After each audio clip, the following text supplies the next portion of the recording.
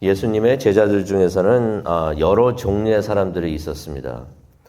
예수님을 가까이 하면서 희노애락을 함께 했던 3인방이 있고요. 누구신지 아시죠? 희노애락이라고 말을 하는 것은 변화산에서 예수님의 영광을 봤습니다. 그러니 얼마나 기뻤겠습니까? 근데 또 예수님이 핏방울을 흘리시면서 열심히 기도를 하실 때, 힘들어 하실 때 또 그 세 명이 함께 예수님과 함께 했었습니다. 그런 다음에 나중에 이제 교회가 세워졌을 때 교회의 새 기둥을 그 사람들이 이루게 되는데요. 또 그 중에서는 한 명이 순교자로, 첫 순교자로 나오기도 합니다. 근데 그런가 하면은 제자들 중에서는 가룟 유다도 있었습니다. 이 가룟 유다, 참 어떻게 보면은 설명하기가 힘든 사람입니다.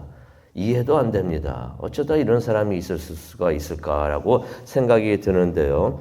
그 사람은 12 제자 중에 한 명이었지만은 예수님의 진짜 제자는 아니었던 것입니다. 그래서 오늘 요한복음 13장을 통해서 유다에 대해서 좀 더 알아보기를 원하는데요.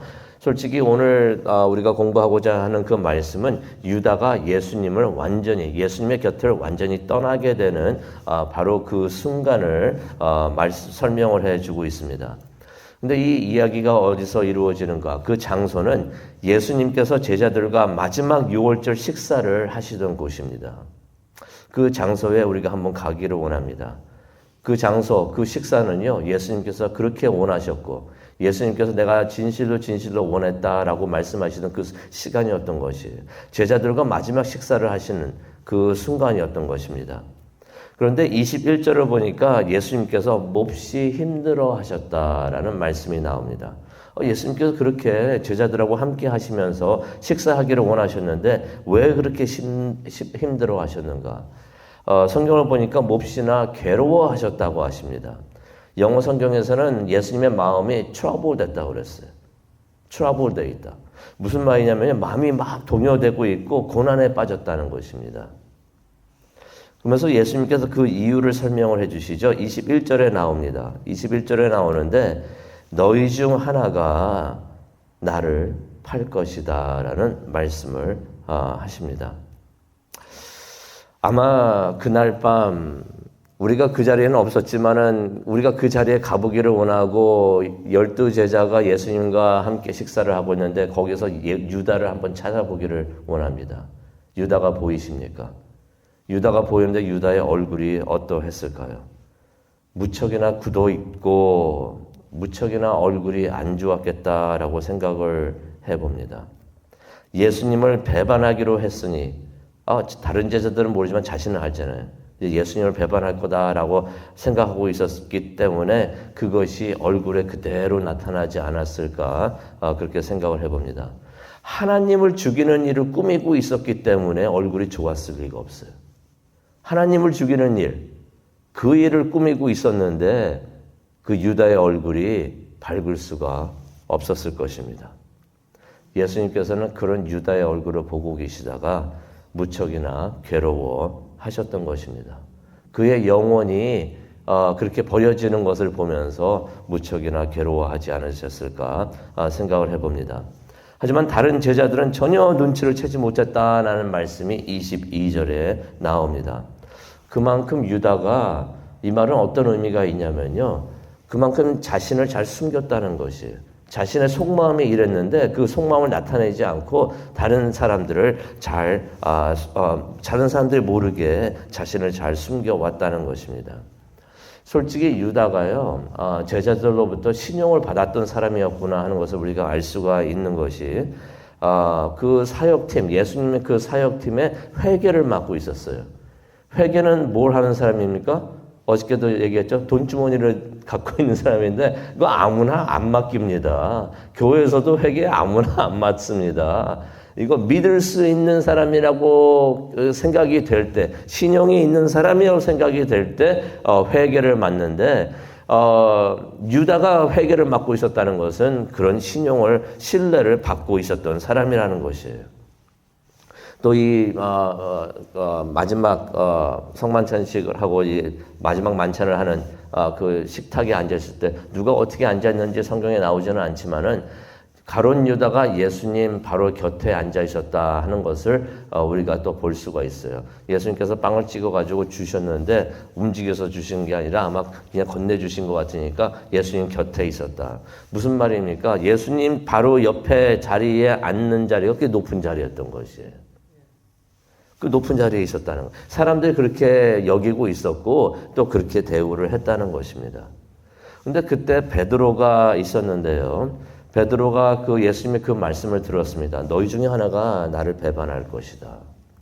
근데 베드로가 제자들의 리더였죠. 예수님을 배반할 사람이 누구인가 궁금했던 것 같아요. 그 베드로는 성격이 좀 그렇잖아요.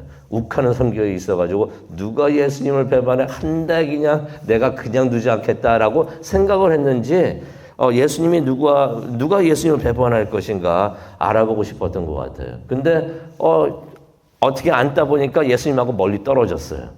그러다 보니까 예수님한테 직접 물어보기는 뭐하고 하니까 딱 보니까 예수님 바로 옆에 요한이 앉아 있었습니다. 이 요한복음을 쓴 요한이 앉아 있었는데 24절을 보니까 그 요한이 25절을 보니까 그 가슴에 예수님의 가슴에 기대고 있었다라는 말씀이 나옵니다. 그러니까 요한이 예수님 바로 옆에 있으면서 또 친하고 또 친척이고 그러니까 예수님 가슴에 이렇게 머리를 기대고 그렇게 식사를 하고 있었던 것이에요.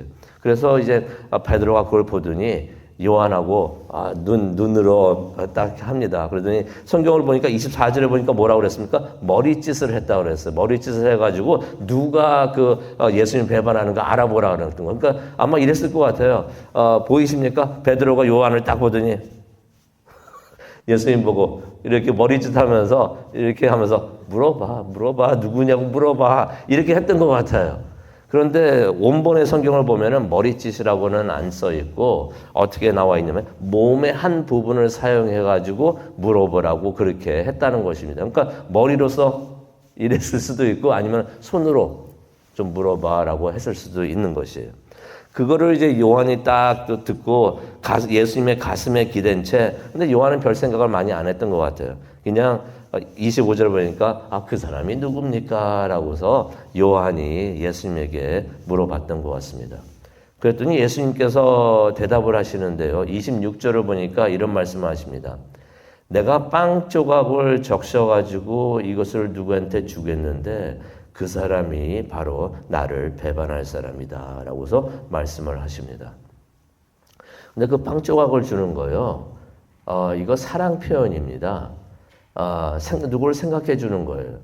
그 한국 문화에도 그런 거 있잖아요. 누가 참 마음이 가고 아끼고 싶고 사랑스럽고 그러면은 음식이 있으면은 반찬을 해가지고 숟가락을 집어가지고 갖다 줍니다. 이것 좀 먹으라고.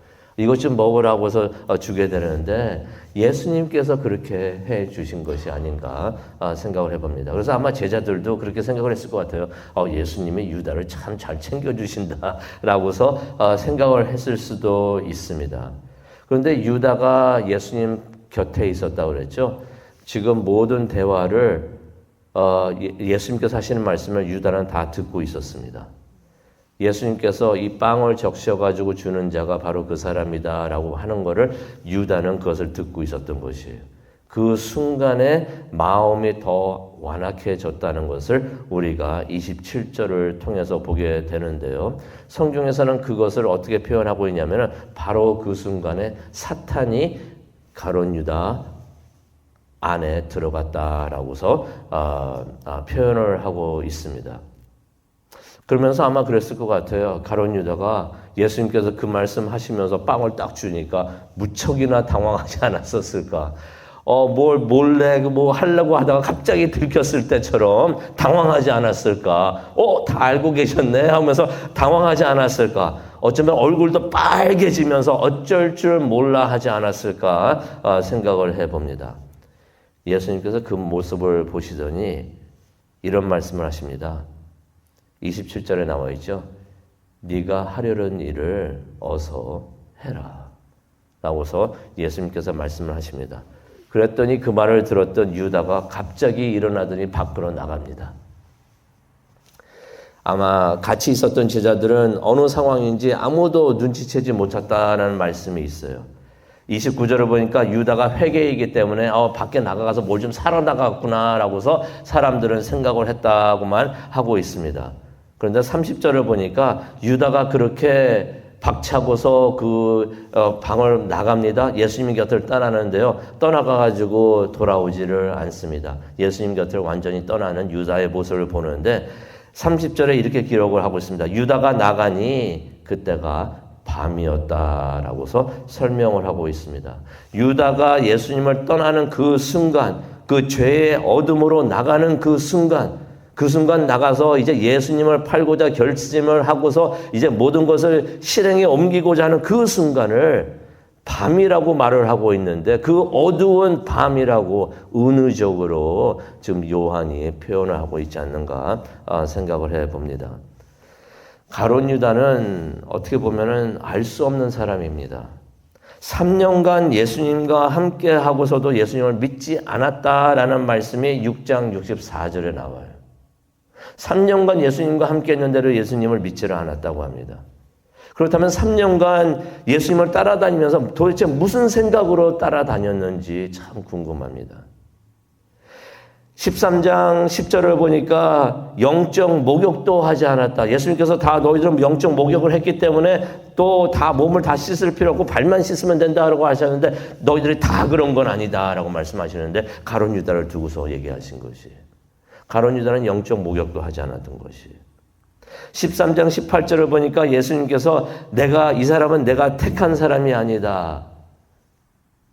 내가 너희들을 택했지만은 다 그런 건 아니다라고 말씀하시는데 가룟 유다는 예수님께서 택하지 않으셨다는 것입니다. 궁금합니다. 유다는 예수님과 매일 함께했고 매일 설교를 들었고 매일 기적을 보면서 예수님께서 매일 사역을 하시는 걸 보면서 메시아가 되시고 하나님의 아들로서 큰 일들을 많이 하셨는데 어떻게 구원을 받지 못했을까? 이게 참 중요한 것이요. 예수님과 매일 함께 했다는 것은 구원 받을 수 있는 기회가 많았다는 것입니다. 예수님께서 매일 설교를 하시고 사역을 하시면서 사람들이 그걸 통해서 많은 사람들이 구원을 받았는데 어떤 사람은 그거를 한 번만 듣고 보고 하면서 구원을 받았는데 이 가룟 유다는 3년 동안 매일 그것을 보고 있었으면서도 그렇다면 구원 받을 수 있는 기회가 수없이 많았을 텐데 가룟 유다는 그것을 잡지 못했다는 것이에요. 6장 64절을 보면 예수님께서는 유다가 자신을 배반할 것을 처음부터 아셨다라고 하시는 말씀이 나옵니다. 근데 그런 생각을 해봐요. 가룟 유다가 한 것을 참 나쁜 일이지만은 그거 누군가는 했어야 되는 일이 아닌가라고 생각이 듭니다. 누군가는 그렇게 해가지고 예수님께서는 십자가를 못 박혀 죽으셔야 되니까 누군가는 그 일을 했어야 되지 않겠는가 생각을 해보는데 우리가 한 가지 깨달아야 되는 거죠. 그렇다면 그게 유다의 잘못이 아니지 않는가라고 생각이 들 수가 있지만은 성경에 보면은 예수님께서 누군가는 했어야 될지 모르겠지만은 예수님께서 가룟 유다에게 강제로 그 일을 시키지는 않으셨다는 것을 우리가 성경을 통해서 보게 됩니다. 예수님께서는요, 마지막 순간까지 떡이라도 주시면서 마지막 순간까지 가룟 유다에게 많은 기회를 주셨고 지금이라도 늦지 않았으니 네가 그걸 하지 않으면 된다라고 예수님께서 그렇게 원하셨을 수도 있어요. 말씀을 전하시면서 많은 사역을 하시면서 다른 제자들과 똑같이 대해 주셨고요. 똑같이 영적 체험을 하게 하셨고 똑같이 유다의 발도 씻어 주셨고요. 그것을 다 하셨는데도 유다는 예수님을 거부를 했다는 것입니다. 그런 기회가 없었던 것이 아니라 똑같이 기회를 줬는데 그것을 거부한 것은 누구의 잘못일까요? 가룟 유다의 선택이었다는 것입니다. 31절을 보니까요, 유다가 그 자리를 떠난 후에 그곳 분위기가 막 바뀝니다. 분위기가 바뀌어요. 31절 보니까 예수님께서 영광을 받으셨고 그 다음에 예수님께서 유다가 떠나신 후에 성찬식을 거행하시고 인도하시는 것을 우리가 보게 됩니다. 오늘 말씀을 생각하면서 우리가 기도하는 시간을 갖기를 원하는데요. 우리가 이랬으면 좋겠습니다. 우리가 어떠한 죄를 우리가 지을 때가 있는데 그것을 우리가 어떤 상황이나 사탄이나 어떤 사람들 때문이라고 우리가 핑계를 두지 않았으면 좋겠습니다. 무슨 말이냐면요. 이거 내가 겪은 상황 때문에 내가 이런 일을 했어 라고 우리가 말을 하지 않고요. 저 사람 때문에 내가 이렇게 됐어 라고 생각을 하지 않기도 바랍니다. 죄라는 것은요, 우리가 결정하는 것입니다. 사탄이 와가지고 우리를 유혹을 할 수가 있을 수가 있지만은 그 죄에 넘어가는 것은 우리의 결정이라는 것이에요. 그래서 우리가 죄를 지은 다음에도 우리가 사탄 때문에 내가 이렇게 됐습니다. 이런 상황 때문에 내가 이렇게 됐습니다. 누구 때문에 이렇게 됐습니다. 라고서 핑계를 댈 필요가 전혀 없다는 것입니다. 유다도요, 누구 핑계 들 거 없습니다. 다 자신의 선택이었다는 것을 유다가 깨닫기를 원합니다.